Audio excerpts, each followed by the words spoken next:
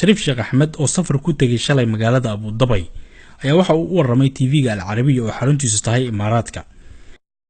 فالعلاقة الجديدة يعني صراحة ازدهرت في فترة وجودي وأنا تعلمون علاقاتك إماراتك iyo annaga wuxuu koray xilligii aan madaxweynaha ahaa sida ogtihiina booqashooyin joogto ah ayaan ku imaan jiray Imaaraadka.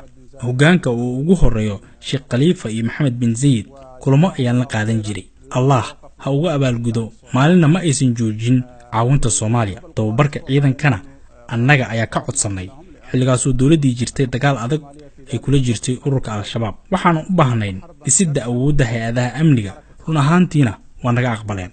السياسة الجديدة أنا لا أدري بالضبط siyaasadda cusub hadda si dhab ah ugama warqabo kuma nooli Soomaaliya waana ka fogaa mandiqada maanta ayaan Imaaraadka soo galay laakiin waxaan ka warqabaa xiliyadii u dambeysay xiisad aan wanaagsaneyn inay ka dhex jirto labada dal arintaa darteed waxaan u safray Soomaaliya waxaana la kulmay madaxweynaha waana u sharaxay xaaladda mandiqada sida ay tahay iyo wax ku haboon in laga yeelo. واضحة بس معنا شيخ شريف نحن عندنا دقيقتين فقط بعد. daalib kancaan oo ah wariye Lubnaan u dhashay isla markaana Shiici ah ayaa madaxweynihii hore ee Soomaaliya Shariif Sheekh Axmed hadalka ka go'goynayay waliba si xushmad darro ka muuqato isagoo rabay inuu cadeysto mowqifkiisa siyaasadeed. شيخ شريف أنا سأسألك سؤال مباشر لو سمحت لي.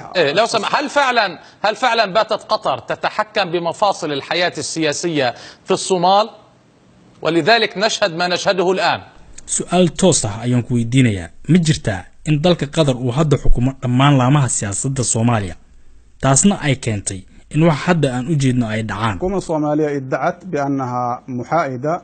دولة الصومالية waxa ay sheegtay in dhaxdhaxaad tahay laakiin waxaan kala hadlay arintan madaxweynaha waxaan u bandhigay aragtideeda ku saabsan mowduucan dhaxdhaxaadnimada way wanaagsan tahay laakiin waxa haboon in la qiimeeyo falalka muuqda hadda dhibaatada ka dhex jirta Soomaaliya iyo Imaaraadka haddii kooxo kale aan ku dabaqno cid ay faa'iido ugu jirto ma lahan xiriirka Imaaraadka iyo Soomaaliya waa muhiim waana in la ilaaliyaa xukuumadda Soomaaliya waxaa laga rabaa inay raacdo danaha shacbiga Soomaaliyeed wixii khilaaf ahna lagu xalliyo qaab wanaagsan.